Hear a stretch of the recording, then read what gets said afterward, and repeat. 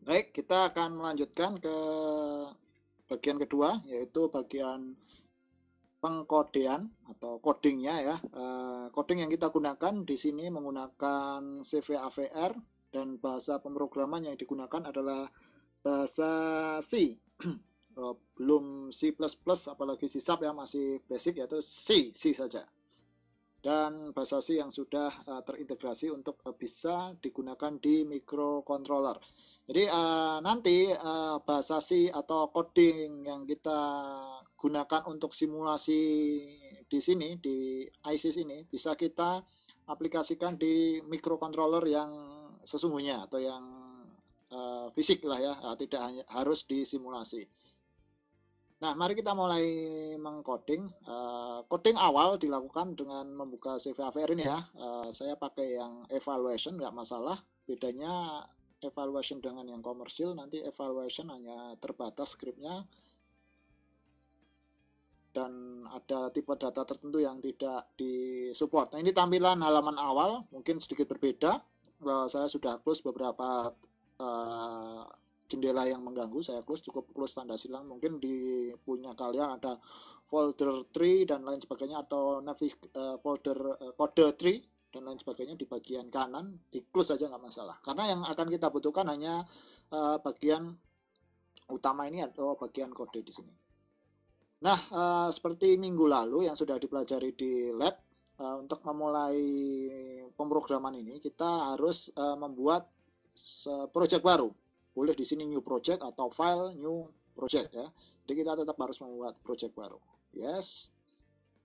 Nah, ini versi terbaru ada 3 pilihan. Kalau yang di lab hanya ada 2 pilihan, AVR 8 dan Xmega.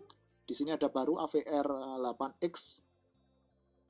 Yang kita gunakan adalah yang AVR 8. Di sini ada AT Tini, AT Mega, AT 90 ya, yang di situ.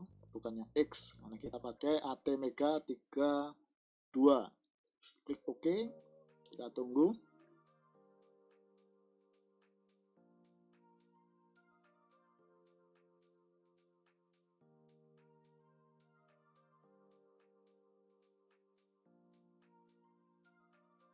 Nah, akan muncul jendela seperti ini ya, konfigurasi project kita. Chip yang akan kita gunakan silahkan pilih di sini, cari AT Mega 32. AT Mega 32 ya, saya sudah pilih. Kemudian clock di sini penyesuaian saja. Sebenarnya ini ketika nanti kalian praktek dengan chip sebenarnya, di situ ada clock kristalnya. Nah, kita harus menyesuaikan clock kristalnya.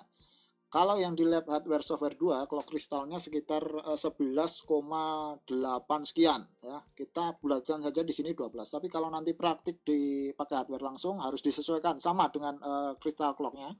Tujuannya apa? Biar timingnya juga sesuai. Jadi tidak meleset timingnya. Ketika nanti 1 detik ya benar-benar 1 detik, bukan 0,999 detik, tapi benar-benar 1 detik. Makanya harus disesuaikan clocknya. Itu untuk chip setting ya. Kemudian lanjut ke port yang akan kita gunakan. Kali ini kita sebatas untuk sekedar menyalakan lampu. Ya, menyalakan lampu itu artinya bahwa listrik dari AT Mega keluar menuju LED. Artinya nanti berarti jalur datanya atau data directionnya itu out. Kita cek lagi desain kita tadi menggunakan port D. Sesuaikan, mungkin punya kalian pakai port A, port B, atau port C, terserah, tidak harus pakai port D. Sesuaikan dengan yang ada di sini. Misalkan saya menggunakan port D, maka sesuaikan. Di sini data direction-nya di port D akan saya buat sebagai out, out, out semua. Nah, kemudian nilai 0 di sini apa? Adalah nilai default, nilai awal. Jadi kalau kalian setting 1, nilai awalnya nanti adalah 1 pada port D bit tersebut. Kalau 0 berarti nilai awalnya atau nilai defaultnya adalah 0 pada port D tersebut ketika kita tidak memberikan kode apapun di AT Mega sebelum melakukan coding ya. Jadi karena ini percobaan, terserahlah mau 1 atau 0, tidak masalah. Nah, untuk konfigurasi praktikum kali ini saya rasa hanya sebatas ini saja ya, tidak ada konfigurasi yang lain di sini. Nanti mungkin pakai LCD dan lain sebagainya, tapi kita belum memakai, hanya port D saja. Kalau punya saya port D, mungkin kalian pakai port B, port A, silahkan disesuaikan, diubah dulu port-portnya, diubah dulu, disesuaikan. Mau pakai port A silahkan, port B, C, D dan lain sebagainya, tidak menjadi masalah. Yang penting kalian paham di mana meletakkan si LED itu tadi, ya. Dan disetting menjadi output karena datanya keluar dari ATmega menuju LED. Kalau input berarti ada data masuk dari luar, entah itu dari button, entah itu dari sensor, dari ADC, ya, sensor digital atau sensor analog, itu masuk ke ATmega, maka itu namanya input. Oke, setelah konfigurasi port ini selesai, kita akan langsung build, ya, generate program save and exit. Nah, silahkan disimpan, ya, disimpan, nanti akan terjadi atau melakukan 3 kali penyimpanan. Yang pertama filenya .c, misalkan saya tulis konversi ini. Sebenarnya sebaiknya sih nggak usah panjang-panjang, ya. Kalau bisa sama semua karena memudahkan kita dalam penyarian. Konversi, save. Nah, kemudian .prj atau project, ya, sama namanya, konversi. Dan yang ketiga adalah CWP, simpan. Nah, maka kita akan menemukan, ya, script yang cukup panjang ini, konfigurasi lain dan sebagainya. Nggak usah bingung dengan kode yang panjang ini, karena ini semua rata-rata sudah cara nyetingnya itu di awal tadi. Sebenarnya bisa juga kita manual di sini. Saya ambil contoh di sini, kalau kita baca, di sini ada keterangan port A initialization. Berarti di sini adalah input output port initialization. Kalau kita perhatikan, tadi ketika kita setting, ya, port D, ya, port D khususnya ini, kita menyeting port D sebagai output. Nah, maka DDR di sini, DDR itu artinya data direction pada port D. Di sini ada keterangan dari pin 0, pin 1, pin 2 itu nilainya 1, ya. 1 ini kan nilai D0 1, D1 nilainya 1, D2 nilainya 1 dan seterusnya sampai D7 nilainya 1. Itu berarti data direction-nya sebagai output atau keluar. Nah, sedangkan di DDRC ini, ya, ketika dia nilainya 0, ini pin 0 sampai port C pin 7 itu nilainya 0, dia adalah sebagai input, sama seperti A, B, dan C di sini belum saya ubah, tadi masih output, maka nilainya output, ya. Penulisannya seperti ini, DDR. Ini juga bisa kita gantikan dengan bilangan biner. Nggak harus seperti ini. Gimana caranya? Cukup gantikan DDRD sama dengan, kalau biner kita pakai 0B. Kemudian ditulis 8 bit sesuai ini, ya.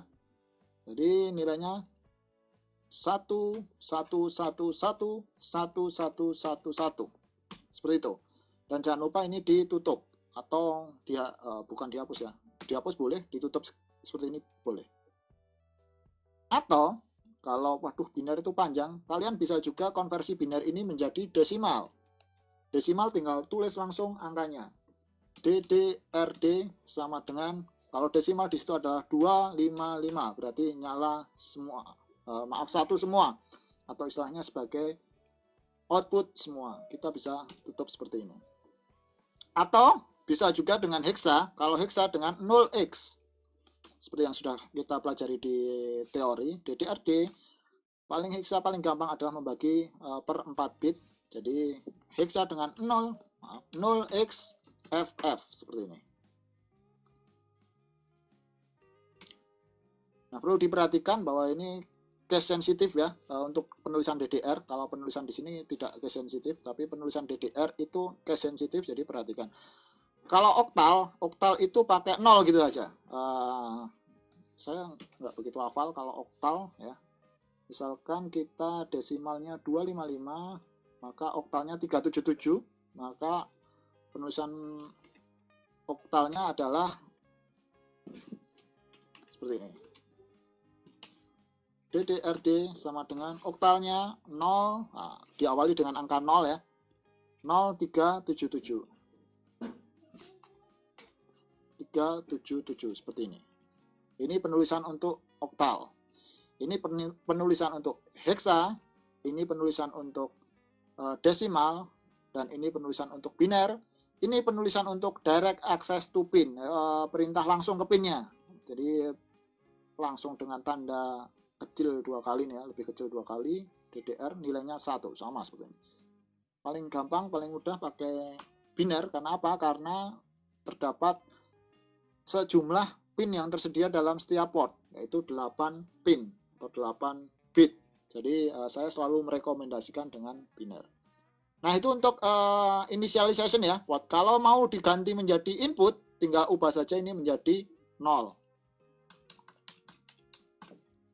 Atau ada yang input, ada yang output, silahkan disesuaikan. Mungkin pin 0 itu, nah seperti ini bisa jadi juga. Bisa juga karena kondisinya macam-macam. Jadi satu port itu tidak harus semua menjadi input, tidak harus semua menjadi output, tapi bisa macam-macam. Mau input, mau output, bebas. Nah, ini karena kita praktikumnya menjadi output, maka diubah menjadi 1. Nah, seperti itu kurang lebih ya. Nah, kemudian melanjutkan tadi, yaitu pengkodeannya. Pengkodeannya bagaimana? Nah, langsung kemarin sudah kita pelajari, yaitu pakai port D. Sama dengan kita pakai bilangan biner dulu. 0, B, satunya 8 kali. Nah, kemudian ditutup dengan titik koma. Nah, seperti ini harusnya kita sudah berhasil menyalakan LED pada AT Mega. Mari kita coba dengan cara gimana, yaitu build all project di sini.